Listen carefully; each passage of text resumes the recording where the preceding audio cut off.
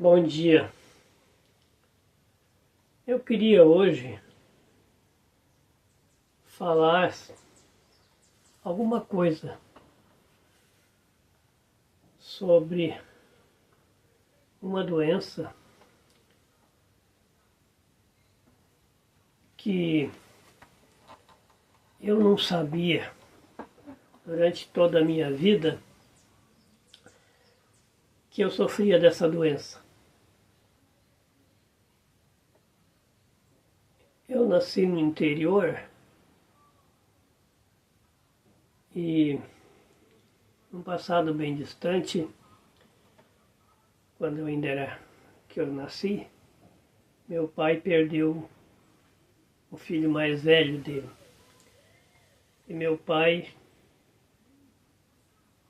ficou desesperado, morava na roça, e ele, por causa dessa morte desse filho, ele abandonou tudo e foi embora para uma cidade, Caxias do Sul.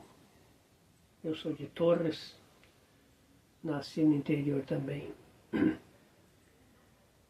E ficou lá um tempo, mas era pequeno, veio mais filhos. Ele voltou para o interior, eu era criança, de colo, claro que eu não lembro disso. Foi de um certo relatos que eles contam. Foi de um certo tempo, eu já estava um pouquinho maior, mas talvez 3 anos, ou 2 anos e pouco. Meu pai voltou para Caxias de novo. Lá eu acho que eu comecei a perceber, aos 5 anos de idade, acredito que seja mais ou menos essa idade, eu comecei a me ver eu. Comecei a ver coisas e guardar na minha mente que aconteciam quando meu pai foi para Caxias do Sul de novo. Ele era um homem, ele aprendia as coisas, ele aprendeu a trabalhar com consertos de sapato. Ele colocou uma sapataria, eu não sei bem se era centro, a gente morava num bairro ali onde é o estádio do Caxias. Eu me lembro do campo do Flamengo, eu já com 5 anos de idade, eu lembro que namorava perto, a gente via o campo e quando tinha partida a gente via.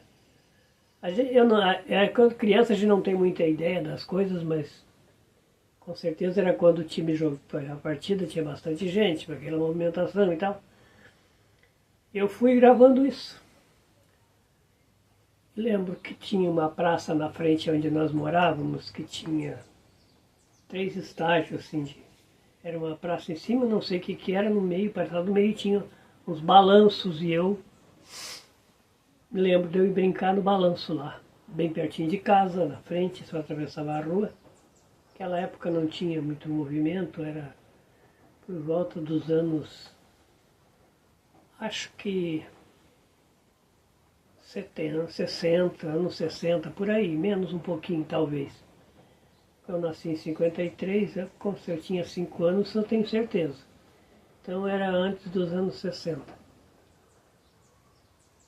Eu lembro que como um dia meu pai chegou em casa, desesperado, isso eu lembro bem,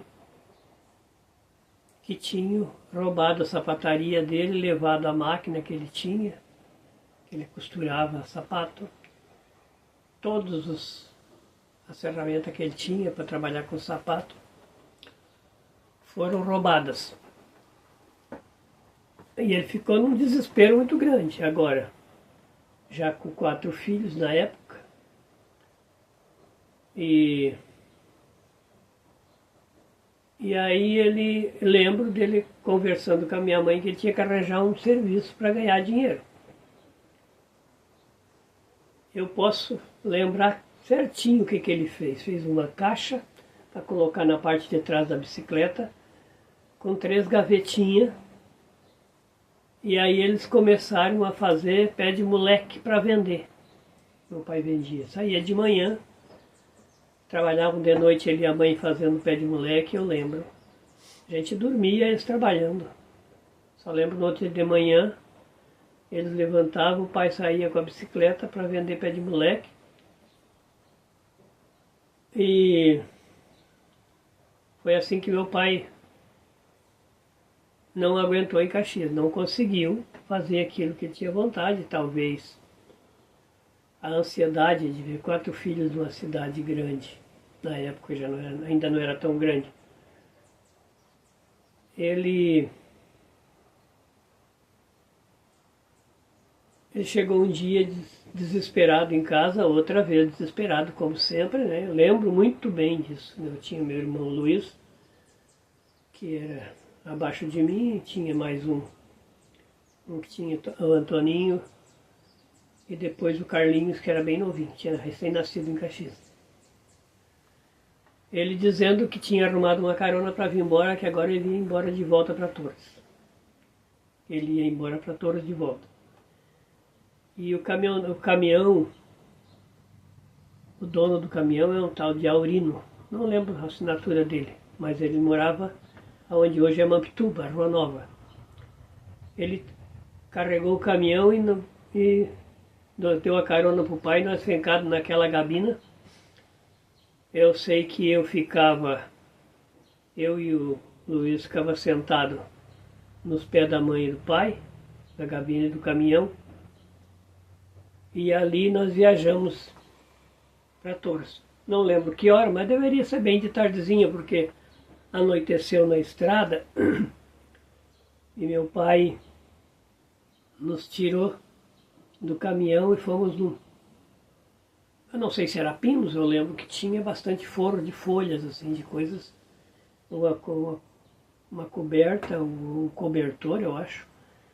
E o pai deitou para dormir um sono, porque a mãe ficou na gabina com com as crianças, e eu e o pai fomos para dormir um sono. O caminhoneiro queria dormir um sono, com certeza. De noite começou uns gritos de passarinho, de coruja, pássaros da noite, né? Eu lembro muito bem. E não conseguimos dormir. Eu, pelo menos, não consegui. Acho que o pai até dormiu um soninho, mas eu fiquei muito impressionado, acabei não dormindo.